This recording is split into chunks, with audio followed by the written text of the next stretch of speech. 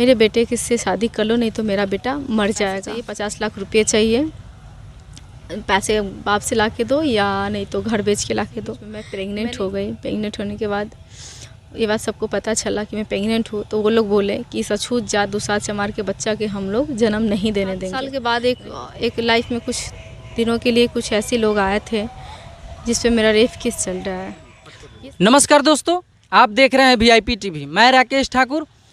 आज एक बेटी के साथ, एक बहू के साथ, एक औरत के साथ अत्याचार हुआ है। ये सीतामढ़ी की धरती है। यहाँ पे एक बेटी के साथ अत्याचार हो रहा है। आइए उस बेटी से, उस बहू से जानते हैं कि उनके साथ क्या क्या हुआ है। मेरा नाम सुनीता कुमारी है। मैं बालाजी होंडे सीतामढ़ी में काम करती थी सेल्स के रूप में। वहाँ पे अवनीश कुमार आया 6 फरवरी 2022 को। 6 फरवरी 2022 को आया। इस विषय में मेरे विजिटिंग कार्ड से वो नंबर लिया, बातचीत हुआ और शादी के विषय में बात करने लगा। शादी के विषय में हमसे बात करने लगा तो मैं इनकार करती थी कि मैं शादी नहीं करूँगी। उसके बाद बोला कि शादी नहीं करोगी तो हम मर जाएंगे। फिर हम बोले ठीक है, आप अपने फैमिली वाले को ले आओ। फैमिली वाले से 6 फरवरी को मिलवाया। मिलवाने के बाद बातचीत हुआ। उसके फैमिली वाले को मैंने अपनी बीती हुई अतीत दो घटनाएं मेरे साथ जो घटी है मैंने सब कुछ बताया। फिर भी वो लोग बोले कि मुझे तुम्हारे अतीत से, तुम्हारी 2 घटनाएं से मुझे कोई लेना देना नहीं है। मेरे बेटे के से शादी कर लो, नहीं तो मेरा बेटा मर जाएगा। इस विषय में बात किया मैंने।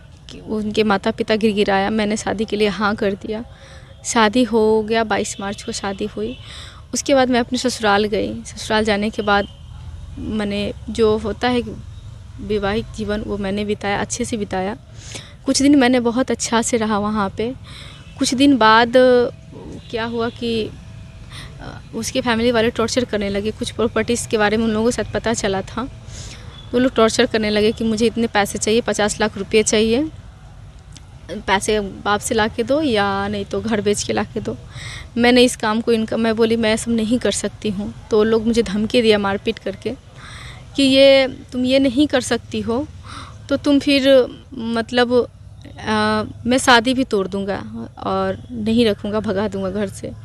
फिर कुछ दिन खिचपिच चलता रहा। उसी बीच में मैं प्रेग्नेंट हो गई। प्रेग्नेंट होने के बाद ये बात सबको पता चला कि मैं प्रेग्नेंट हूँ, तो वो लोग बोले कि इस अछूत जात दुसात चमार के बच्चा के हम लोग जन्म नहीं देने देंगे, नहीं तो इस घर में 110% इसका अधिकार, इसके बच्चे का इसका बनेगा। तो वो लोग किसी भी तरह से टॉर्चर करके मेरे बच्चे को मार दिया।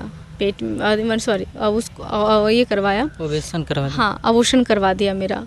मुझे पहले जहर पिलाया। उसी बहाना वो लोग को मौका मिल गया। 3-4 हॉस्पिटल में लोग रेफ़र भी करवाया। कहीं पे ले जाके मेरे लक्ष्मी सेवा सदन हॉस्पिटल में मेरा अबॉर्शन करवा दिया। अबॉर्शन करवाने के बाद ये मेरा हस्बैंड, मेरे घर के सास ससुर जो भी है सब जासी सूजक सब करके गाली देता था कि अब तो बच्चा हट गया, अब इससे केस लड़ेंगे। हाँ, लड़ेंगे, इसके पास है क्या प्रूफ जो ये मेरा क्या करेगी। मेरे जितने भी शादी की डॉक्यूमेंट, मैंने जितने भी पेपर्स वगैरह था सब ये लोग दबाने की कोशिश कर रहा है। जहाँ तक इस केस को भी दबाने की कोशिश कर रहा है वो लोग। मुझे जान से मारने की धमकियाँ भी मिल रही है, केस उठाने की धमकियाँ मिल रही है। केस दाबने के लिए हर जगह पैसे खर्चे किया जा रहा है। आपको ये जो लड़का है ये कहाँ का रहने वाला है, इनका घर कहाँ है, इनके बारे में डिटेल बताइए। वो माने चौक पश्चिमी पंचायत से हैं। अच्छा। उसका नाम अवनीश कुमार है। उसके पिता का नाम धर्मेंद्र प्रसाद है। अच्छा। डॉक्टर भी है, सरपंच भी है। उसके भाई का नाम आलोक कुमार है। अच्छा। उनकी मम्मी का नाम सैल देवी है। भाभी का नाम मुझे उतना मिस्टेक हो गया। उसकी जो ये जो लड़का जो शादी किया है आपसे, ये पहले जानता था कि आप दुसाध हैं? हाँ, सब जानता था क्योंकि मैं पासवान और सुनार है। वो हर चीज़ जानता था। उसके फैमिली के जितने भी लोग हैं, अच्छा। मेरी अतीत, मेरी जीवन, मेरी घटनाएं, मेरे साथ 2 घटनाएं अतीत में घटी है, सारा चीज़ उन लोगों को पता है। मैं किस जाति से हूँ वो सब पता है कि मैं पासवान जाति से हूँ। या आपको ये सिर्फ जाति के चलते हटाया गया, घर से भगाया गया कि और कुछ कारण है? जाति की वजह से नहीं, प्रॉपर्टी, पैसे की वजह से उन लोगों का डिमांड है। 40, क्या डिमांड है उनका? 40-50 लाख रुपया उन लोगों का डिमांड है। अच्छा, आपसे मांग रहे हैं? तो मतलब अभी कुछ बात हुई है कि नहीं उनसे? उन लोगों का कथन है कि मैं नहीं रखूँगा। अच्छा। मैं अब कभी नहीं रखूँगा, वो लोग बोल रहे हैं। आप क्या कर रहे हैं इस पे, आप क्या कार्रवाई कर रहे हैं? मैंने पुलिस प्रशासन सबसे मिला है, अच्छा। एफआईआर दर्ज करवाया SC थाना सीतामढ़ी 3 तारीख को। अभी तक तो कोई कार्रवाई नहीं हुई है, ना कोई अरेस्ट हुआ है, ना कोई, मुझे अभी कुछ पता नहीं चल रहा है। प्रशासन से क्या चाहते हैं आप? प्रशासन से यही चाहते हैं कि इस केस को जल्द से जल्द, इस केस को मैनेज वगैरह अगर लोग करना चाहे तो इस केस को दाबना नहीं है। इस केस पे अच्छे से अच्छे कार्रवाई करना है, इस केस की जांच करनी है, जांच करके इस पे अच्छे से कार्रवाई करना है। आप क्या चाहती हैं कि फिर इसको सुलह हो जाए और उस घर में जाना चाहती हैं आप? हाँ, मैं चाहती हूँ, क्योंकि मैं चाहती हूँ कि अगर वो अच्छे से आए, अच्छे से एक्सेप्ट करे तो ठीक है, मुझे लेके चले। अगर वो लड़ना चाहता है तो मैं फिर उससे लड़ूंगी। आप बता रहे थे कि कई बार शादी हुआ है। हाँ। ये इसके बारे में सिर्फ थोड़ा विस्तार से बताइए। मेरी एक बाल विवाह हुई थी बचपन में, उसके बाद मेरी बाल विवाह हुई थी बचपन में, उसके बाद मैंने उस घर को छोड़ दिया। और उसके बाद 7 साल के बाद एक लाइफ में कुछ दिनों के लिए कुछ ऐसे लोग आए थे जिस पे मेरा रेप केस चल रहा है। ये सब मेरे ससुर सास, मेरे सबको, मेरी दुनिया में सबको पता है ये बात, मैंने सबको बता रखा है। ससुराल में भी, पंच के सामने में भी मैंने सब कुछ बताया है कि ऐसे ऐसे मेरे साथ होने के बावजूद भी ये लोग बोला कि कोई दिक्कत नहीं, ऐसा घटना तो होता ही रहता है, इसमें आपकी क्या गलती है। मेरे फैमिली के सारे लोग बोले, मेरे सास ससुर सब, ऐसा घटना तो होता रहता है, ऐसी घटना से कोई लेना देना नहीं है, ये तो इसमें तुम्हारी कोई गलती नहीं है, तो उस सब का गलती है। जो अब से नई ज़िंदगी मेरे बेटा के साथ मेरे घर में शुरुआत करो, उन लोग का ये कथन था। मैंने किसी से कुछ नहीं छिपाया। मेरे जो भी केसेस का, एक रेप केस का फाइल चल रहा है केसेस का, वो केस का फाइल भी मेरे ससुराल में ही है। ससुराल मेरे ससुर ले लिया कि मैं लड़ूंगा, फाइल भी मेरे पास नहीं है, वो उन लोगों के पास ही है, घर में ही है।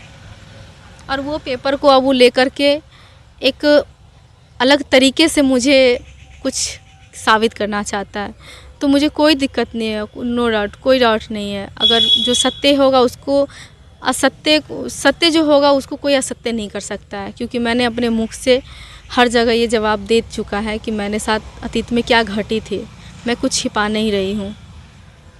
बस ये सब चीज़ से मैं शादी नहीं करना चाहती, तब तो हो गया, हुआ तो यही गिंजन है। दलित के बहुत बड़े बड़े नेता हैं जो अपने आप को दलित एक्टिविस्ट कहते हैं और दलितों का आवाज़ उठाते हैं, और दलित के नाम पर अपने आप को मसीहा कहने वाले लोगों से आप क्या कहना चाहते हैं? मैं उन लोगों से यही कहना चाहती हूँ कि जो मेरे साथ घटनाएं घटी है, एक दलित लड़की के साथ ऐसी घटनाएं घट रही है, उस पर सब कार्रवाई करे। नहीं तो जिस तरह से मैं आज सारी दुनिया के सामने में खड़ी हूँ इस तरह से रोड पे, और लड़की को ऐसी मौका ना आए और ना खड़ा हो, उससे तो वो नेता लोग ही ना बचाएंगे। अगर ये दलित का जो नेता लोग हैं, ये सब चीज़ों से तो इस पर अच्छे से अच्छे कार्रवाई करेंगे, तभी तो लोग के दिल में खौफ बनेगा, तभी तो इस देश की अनुसूचित जाति की बेटियां, ये तो शुरू से वो लोग इस तरह से ही कर रहा है, हर अनुसूचित जाति को एक खिलौना समझ के फेंक देता है।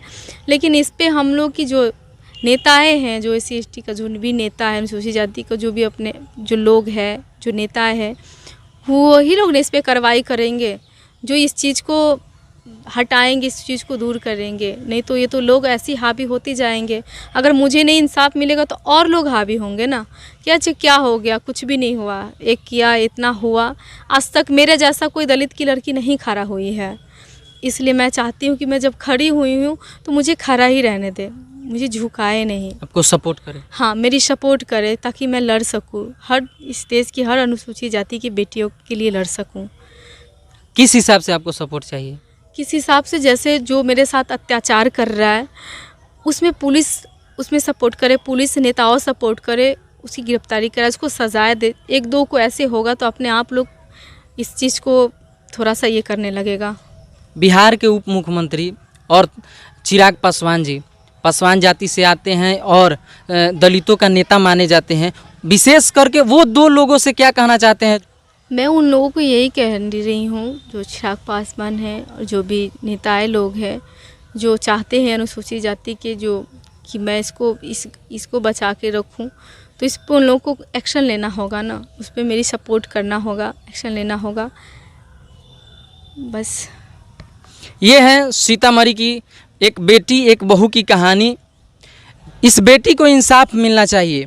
इस वीडियो के जितने लोग देख रहे हैं सब लोग से आग्रह है, विनती है, सब्सक्राइब मत कीजिए, लाइक मत कीजिए, इतना शेयर कीजिए कि इस दलित की बेटी को या इस बेटी को, इस बहू को सम्मान मिले और न्याय मिले। जय हिंद।